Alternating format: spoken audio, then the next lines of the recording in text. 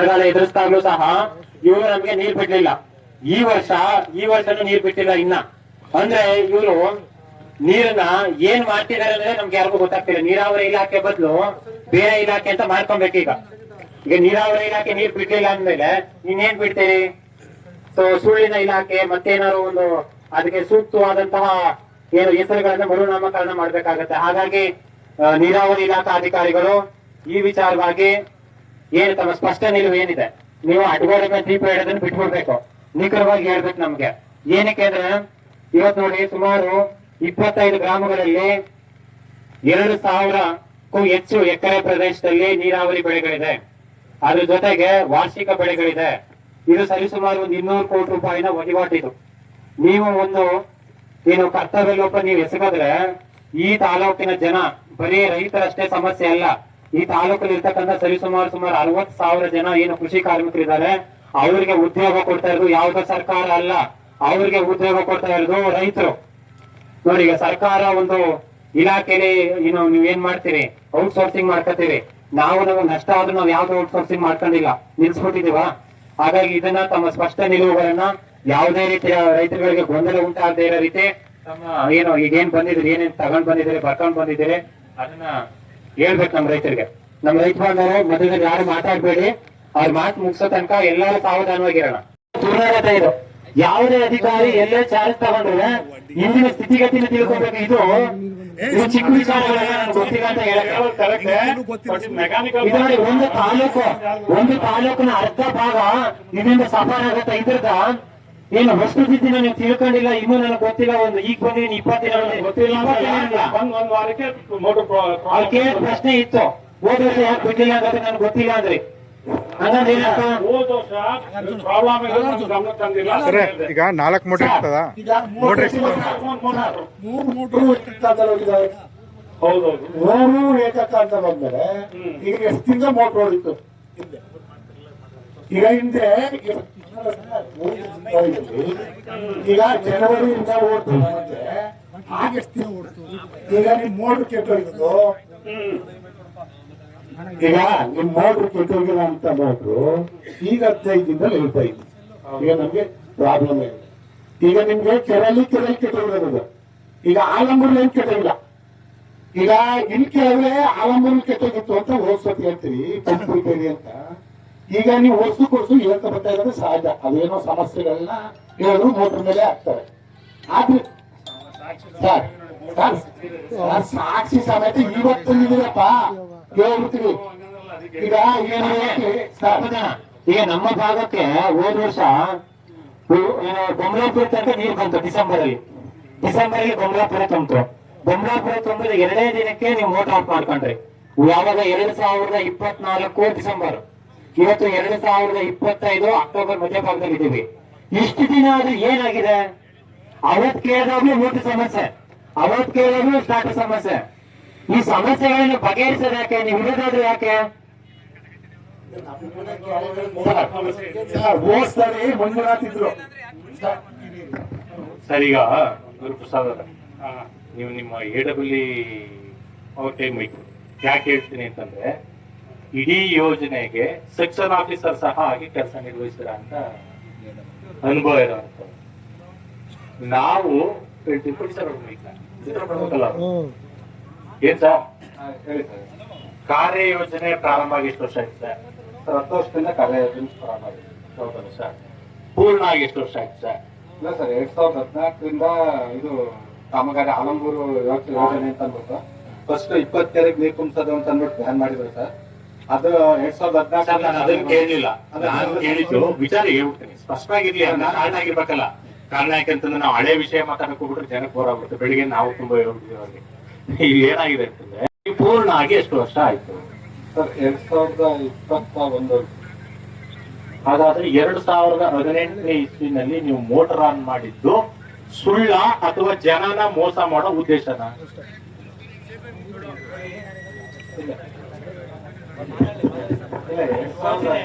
ಯೋಜನೆ ಪೂರ್ಣ ಆಗಿದೆ ಅಂತಾನೆ 2021ರಲ್ಲಿ ಉಸ್ತುವಾರಿ ಅಧ್ಯಕ್ಷತೆಯಲ್ಲಿ ನಡೆದಂತಹ ಸಭೆಯಲ್ಲಿ 2017ನೇ ಇಸ್ವಿಯಲ್ಲಿ 4ನೇ ಹಂತದ ಯೋಜನೆ ಪೂರ್ಣ ಆಗಿದೆ ಅಂತ ರಿಟರ್ನ್ ಡಾಕ್ಯುಮೆಂಟ್ ಇದೆ. 21ರಲ್ಲಿ ಆಗಿದೆ, 21ರಲ್ಲಿ ಆಗಿದೆ ಅಂತಾರೆ. ಈಗ ಅದು ಸುಳ್ಳ, ಇದು ನಿಧಾನ. ಇಲ್ಲ ಸರ್, ಅದು ರೆಕಾರ್ಡ್ ಪ್ರಕಾರ ನೋಡ್ತೀವಿ. ಓಕೆ, ಅದು ಒಂದ್ ವರ್ಷ ಇವರು ಯಾರು ಸಾಹೇಬ್ ಇರ್ಬೇಕಾದ್ರೆ ಕಮಿಷನ್ ಆಗಿದ್ರು. ಅವಾಗ ನಾನೇ ಸೆಕ್ಷನ್ ಆಫೀಸರ್ ಈ ಕಡೆ ಇರ್ಲಿಲ್ಲ. ಅದ್ ಮಾಹಿತಿ ತಗೊಂತೀನಿ ಯಾವ ವರ್ಷ ಅಂತ ಕರೆಕ್ಟ್ ಆಗಿ ಬೇಕಾದ್ರೆ ಹೇಳ್ತೀನಿ ಸರ್. ಅದು 4ನೇ ಸರ್, ಇಲ್ಲ ಫಸ್ಟ್ ಇದು ಬೇರೆ ಸರ್, ಸೆಕ್ಷನ್ ಆಫೀಸರ್ ನಾನಿಲ್ಲ. ನಾವು ಎಲ್ಲರಿಗೂ ಪರಿಚಯ ಇದೀವಿ ಅಷ್ಟೇ. ಫಸ್ಟ್ ಸತೀಶ್ ಅಂತ ಇದ್ರು ಸರ್. ನಾನು ಅವ್ರ ಎಲ್ಲಾದ್ರೂ ಈಗ ಕಾರ್ ತಗೊಂಡಿರೋದು ಈಗ ಫೈನಲ್ ಆಗಿ ನಾನು ಲಾಸ್ಟಿಗೆ ಆಗ್ಬಿಟ್ಟು ನಾವು 4ನೇ ಅಂತ ಮಾತ್ರ ನಾನು ಕಾರ್ ತಗೊಂಡಿದ್ದು. ಫಸ್ಟ್ ಇದು ಇಲ್ಲ ಇರ್ಲಿಲ್ಲ ನಾವು ಬರೀ ಯಾವಾಗ ನೋಡಿದ್ರಿ ನೀವು? ಯಾವಾಗ ನೋಡಿ ಅದನ್ನ ಹೇಳಿ. ಸರ್ ಫೋನ್ ಇಟ್ಟು ಮಾತಾಡಿ ಸರ್, ಸಪ್ರೇಟ್ ಅವ್ರ ಯಾವಾಗ ನೋಡಿದ್ರೆ ಅದನ್ನ ಹೇಳಿ. ನೀವು ವಯಸ್ಸು ಮಾತಾಡಿ ಇವತ್ತು ನಾನು ಮಾತಾಡ್ಲಿಲ್ಲ. ಯಾಕೆ ಗೊತ್ತಾ, ನಾನು ಬಂದಿಲ್ಲ ನೋಡಿ. ಅವತ್ತು 50 ಭಾಗ ಇತ್ತು, ನಾನೇ ಇಲ್ಲ ಸರ್. ನೀವೇ ಹೇಳಿದ್ರ ಎಲ್ಲ ತೋರಿಸಿದಾರ. ನಮ್ಗೆ GPS ಮಾಡ್ಕೊಂಡ್ ಬಂದಿದೀವಿ, GPS ಕೂಡ ತೆಗೆದು ಕಳಿಸಿದ್ವಿ, ಪ್ರತಿಯೊಂದು ಹೇಳಿದಾರ. ನಾವು ಭೂಷಣ್ ಸಂಸ್ಥೆಯಲ್ಲಿ ಸುಳ್ಳಾಡ್ತಾರ ಸರ್. ನಾವು ಸುಮ್ನೆ ಸುಳ್ಳು ಹೇಳ್ಬಿಟ್ಟು ಇದ್ ಮಾಡಕ್ ಮಾತಾಡಿ ಹೇಳಿದಿರ ನೀವು, ಹೇಳಿದಿರ. ನಾನು ಎಲ್ಲಾ ಕೆರೆಗಳು ನೋಡಿದ್ದೀನಿ. ನಾನು ಕೆರೆಗಳಲ್ಲಿ ನೀರಿದೆ, ನಮಗೂ ಇದೇ ಅಪರ್ಚುನಿಟಿ. ಕೆರೆಗಳಿಗೆ ನೀರು ತುಂಬಿಸಿದ್ರೆ ಆ ನೀರು ಈಗ 4 ಬಾರಿ ನೀರು ತುಂಬಿಸಿದೀವಿ ಅಂತ ಹೇಳಿದ್ರಿ, ಸುಳ್ಳು. ಒಂದೇ ಸರಿ ನೋಡಿ, ಈಗ ನಿಮ್ಮ ಹೆಸರೇನು? ಸರ್ ಮಹೇಶ್ ಅಂತ. ಮಹೇಶ್ ಅವರು. ಈಗ ಮಹೇಶ್ ಅವರು ಕಲ್ಕಟ್ಟ ಕೆರೆನ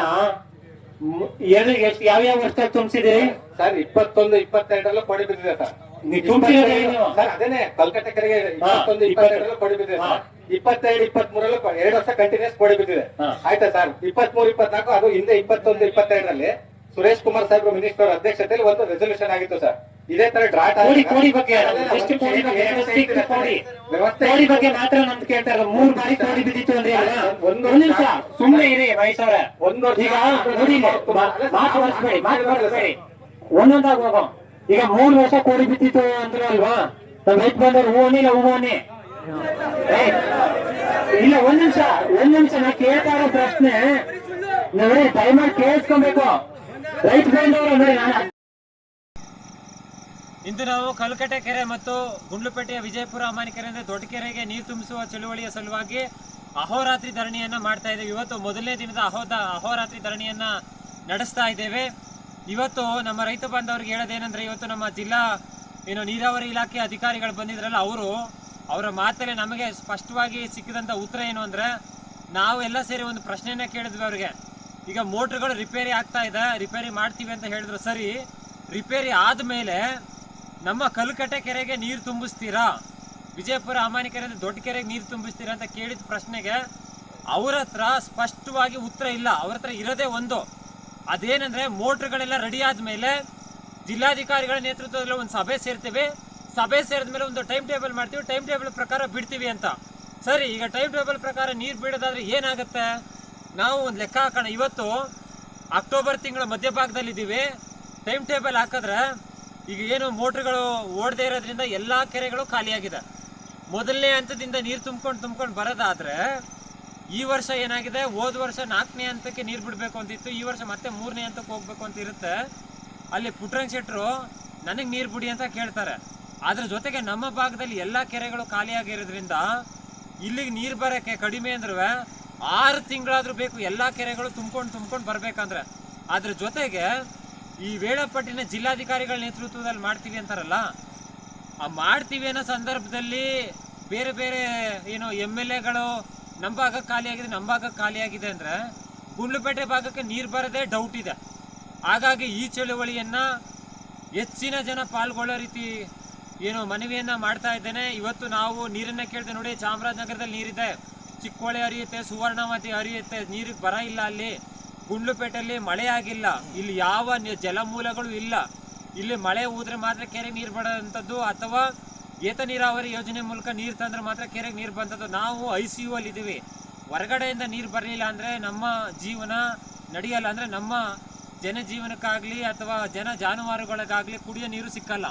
ಹಾಗಾಗಿ ರೈತರು ಈ ಒಂದು ವಿಚಾರವನ್ನ ಸೀರಿಯಸ್ ಆಗಿ ತಗೊಬೇಕು. ನೀರನ್ನ ನಾವು ಕೇಳಲಿಲ್ಲ, ಜಿಲ್ಲಾಡಳಿತಕ್ಕೆ ನಮ್ಮ ನೋವನ್ನು ಮುಟ್ಟಿಸ್ಲಿಲ್ಲ ಅಂದ್ರೆ ಇನ್ನು ದೊಡ್ಡ ಒಂದು ಗಂಡಾಂತರ ಕಾದಿದೆ ಅಂತ ಹೇಳ್ಬೋದು. ಹಾಗಾಗಿ ಹೆಚ್ಚಿನ ರೈತರು ಎಚ್ಚೆತ್ತುಕೊಳ್ಳಿ. ಇವತ್ತು ಈ ಒಂದು ವಿಚಾರವನ್ನ ಯೋಚನೆ ಮಾಡ್ತಾ ಒಂದು ಊಟವನ್ನು ಮಾಡಿ ನಿದ್ರೆ ಮಾಡಿ ಅಂತ ಹೇಳ್ತಾ, ನಿದ್ರೆ ಮಾಡಿ ಬೆಳಿಗ್ಗೆ ಎದ್ದಾಗ ಒಂದು ಹೊಸ ನಿರ್ಧಾರದ ಜೊತೆ ಈ ಒಂದು ಜಾಗಕ್ಕೆ ಬನ್ನಿ ಅಂತ ಹೇಳ್ತಾ ಒಂದು ಮನವಿಯನ್ನ ಮಾಡ್ತಾ ಇದ್ದೇನೆ. ಶುಭರಾತ್ರಿ, ಧನ್ಯವಾದಗಳು. ಜೈ ಜವಾನ್, ಜೈ ಕಿಸಾನ್, ಜೈ ಜವಾನ್, ಜೈ ಕಿಸಾನ್, ಜೈ ಜವಾನ್, ಜೈ ಕಿಸಾನ್.